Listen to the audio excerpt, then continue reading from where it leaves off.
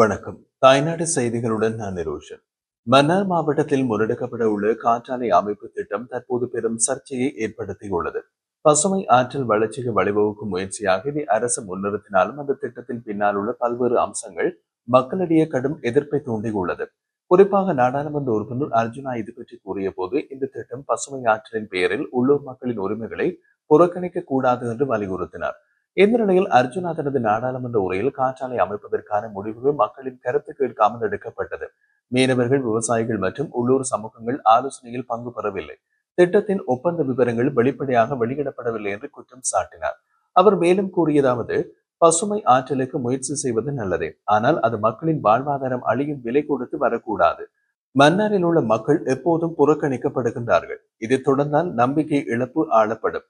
காற்றாலை அமைப்பதற்கான பரப்பளவு மற்றும் கடல்சார் இடங்கள் பயன்பாடு குறித்து கடுமையான கவலை வெளிப்படுத்தி கடல் உயிரினங்கள் பாதிக்கப்படலாம், மீன்பிடி வளம் குறையலாம், மன்னாரில் இயற்கை அமைப்பு மாற்றமடையலாம் என்றும் எச்சரித்தார். முக்கியமாக இந்த திட்டம் உள்ளூர் மக்களின் வாழ்வாதாரம், நில உரிமைகள் மற்றும் கடல்சார் வளங்களை நேரடியாக பாதிக்கும் அபாயம் நிலவுகின்றது. மீனவ சமூகங்கள் தங்களது பாரம்பரிய தொழிலான மீன்பிடி நடவடிக்கைகள் பாதிக்கப்படுவதாகவும் கடலோர பகுதிகளில் சுற்றுச்சூழல் சேதம் ஏற்படும் என்றும் கவலை தெரிவித்து வருகின்றனர். ஆனால் இவ்வாறான பொதுமக்களின் கவலைகளை பரிசீலனை செய்யாமல் அனுர தலைமையிலான அரசாங்கம் திட்டத்தை முன்னெடுக்க முற்படுவது நிலைமைக்கு தீவிரத்தை கூட்டியுள்ளது. கடந்த சில வாரங்களாக மன்னாரில் இந்த திட்டத்திற்கு எதிராக மக்கள் அமைதியான முறையில் போராட்டங்களை முன்னெடுத்து வந்தனர். ஆனால் அண்மையில் நடைபெற்ற ஒரு போராட்டத்தின் போது மக்களை சிதறடிக்க போலீசார் அடக்குமுறை நடவடிக்கைகளை மேற்கொண்ட சம்பவம் பெரும் கண்டனத்தை கிளப்பியுள்ளது. மக்கள் அமைதியான முறையில் தமது உரிமைகளை வலியுறுத்திய நிலையில் அதற்கு பதிலாக வன்முறை வழிகளை தேர்ந்தெடுத்திருப்பது அரசு ஜனநாயக கொள்கைகளுக்கு எதிரானதாகவே பார்க்கப்படுகின்றது. குறிப்பாக பெண்கள் மற்றும் மூத்தவர்கள் உட்பட போராட்டக்காரர்கள் தாக்கப்பட்ட சம்பவங்கள் சமூக வலைதளங்களிலே பரவியதன் மூலம் அரசின் அணுகுமுறை குறித்து கேள்விகள் எழுந்துள்ளன. மன்னார் காற்றாலை விவகாரம் சுற்றுச்சூழல் மற்றும் பொருளாதார பாதிப்புகளை மட்டுமல்ல, அரசு மக்கள் உறவிலும் பெரும் பிளவை ஏற்படுத்தியுள்ளது. மக்கள் ஆலோசனை இல்லாமல் பெரிய அளவிலான திட்டங்களை திணிப்பது அவர்களின் உரிமைகளை புறக்கணிப்பதாகவே கருதப்படுகின்றது.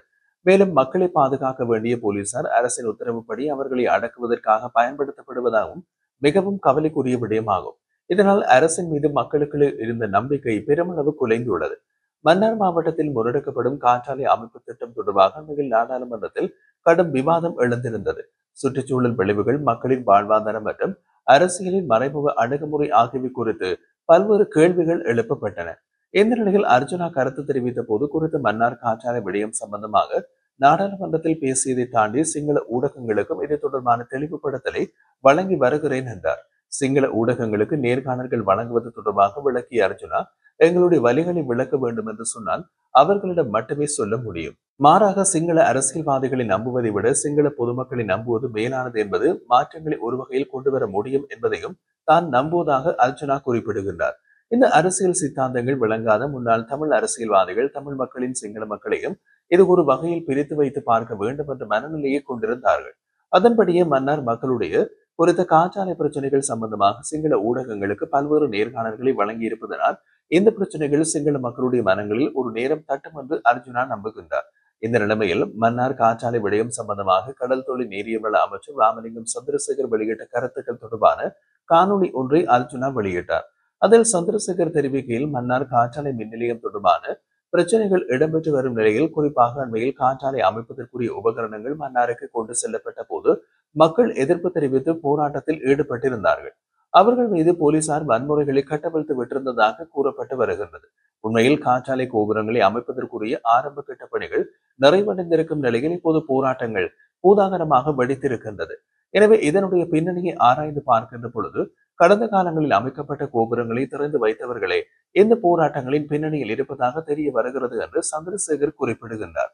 போராட்டத்தில் ஈடுபட்டிருந்தவர்களை நோக்கி குறிப்பிட்ட சந்திரசேகர் ஏற்கனவே அமைத்துள்ள பிரதேசங்களில் அமைக்கப்பட்டிருக்கும் காற்றாலை கோபுரங்களை சென்று பார்க்குமாறு கூறுகின்றார்.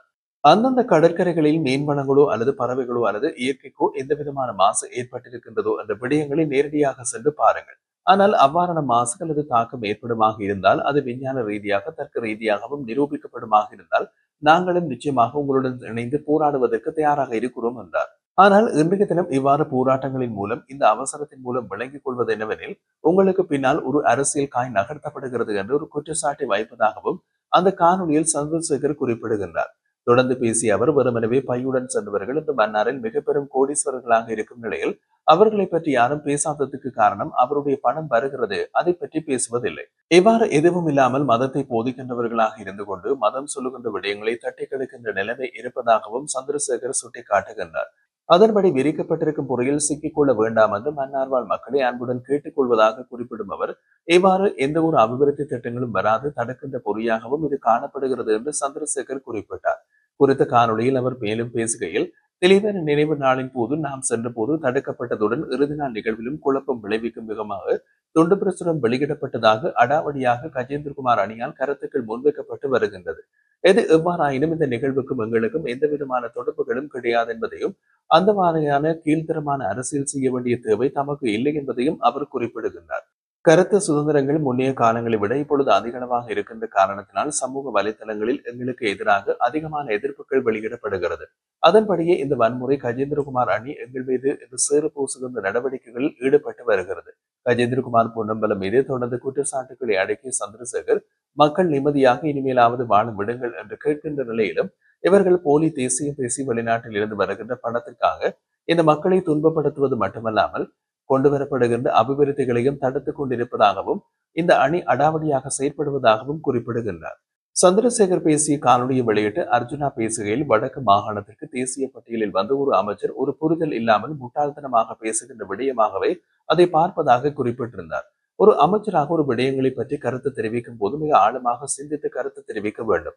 அதாவது ஒரு அமைச்சராக அவர் பேசுகின்ற கதை ஒரு முட்டாள்கள் பேசுவதை போல இருக்கின்றது என்று விமர்சிக்கும் அர்ஜுனா ஒரு அரசியல்வாதி எதுவுமே தெரியாமல் இருக்கக்கூடாது. அதன்படி சந்திரசேகர் ஏற்கனவே மில்லியன் கணக்கான ஒப்பந்தங்கள் செய்யப்பட்டு குறித்த காற்றாலை திட்டங்கள் வழங்கப்பட்டிருப்பதும் இது தாங்கள் செய்ததில்லை என்றும் இதற்கும் தங்களுடைய அரசாங்கத்திற்கும் எந்த விதமான சம்பந்தம் இல்லை என்றும் கூறுகின்றார். அதன்படி இது ஏற்கனவே இருந்த ரணில் அரசாங்கம் ஒப்பந்தத்தை வழங்கி கொண்டு வந்ததாக சுட்டிக்காட்டுகிறார். இதனால் பாதிப்பு இல்லை என்ற அமைச்சரின் கருத்துக்கு பதில் வழங்கிய அர்ஜுனா குறித்த விடயங்கள் குறிப்பிட்ட ஒரு காலத்திற்குள் பாதிப்பை ஏற்படுத்தாது என்றும் இது ஒரு நீண்ட கால பாதிப்பை ஏற்படுத்தக்கூடிய விடயங்களாகவே காணப்படுவதாகவும் சுட்டிக்காட்டினார். குறித்த காற்றாலைகளினுடைய விசிறிகள் குறிப்பிட்ட காலத்தின் பின்னர் உடைந்து விழுந்து செயலிழக்கின்ற காலகட்டங்களில் அதை அப்புறப்படுத்துவதற்கு நீண்ட காலங்கள் தேவைப்படும் என்றும் அதை எவ்வாறு அவர் அப்புறப்படுத்துவது என்ற கேள்விகளையும் முன்வைப்பதோடு இதன்படியே கடல்வாழ் உயிரினங்களுக்கும் பறவைகளுக்கும் நீண்ட காலத்தின் பின்னர் பாதிப்பை ஏற்படுத்தும் என்பதையும் அமைச்சர் புரிந்து கொள்ள வேண்டும் என்று குறிப்பிட்டார். தொடர்ந்து திலீபனுடைய நினைவஞ்சலிக்கு சென்ற போது தடுக்கப்பட்ட விடயத்தை சந்திரசேகர் குறிப்பிட்டிருந்த நிலையில் அதற்கு பதிலளித்த அர்ஜுனா குறித்த விடயத்தில் கடந்த காலங்களில் ஆயுதங்களோடு இருந்த போராளிகள் தற்போது அகிம்சை வழியில் நிற்கின்றனர். எனவே அதே கால பகுதியில் இந்த சந்திரசேகர் புலிகளுக்கு எதிராக போராட்டங்களை ஆரம்பிக்க சொல்லி மகிந்தவை வற்புறுத்தி பேரணிகளை கொண்டு நடத்தியவர் என்பதை பார்க்கும் போது அவர்களது மனநிலை எவ்வாறு இருந்திருக்கும். அவ்வாறான ஒரு திலீபனின் அகிம்சை போராட்ட களத்திற்கு செல்கின்ற போது அங்கிருந்தவர்களின் மனநிலை குழம்பியதற்கு காரணம் இதுவாகவே இருக்க முடியும் என்றும் அர்ஜுனா சுட்டி காட்டுகின்றார். இது வெறுமனவே தேர்தல் கால ஒரு படம் என்று குறிப்பிடும் அர்ஜுனா, தேர்தலில் தோல்வியடைந்து மேலும் ஒரு தேர்தல் காலத்தில் இவர்கள் தமிழ் மக்களுக்கு எதிராகவே மீண்டும் பேசுவதற்கான வாய்ப்பு இருப்பதாகவும் அவர் எதிர்ப்பு கூறுகிறார்.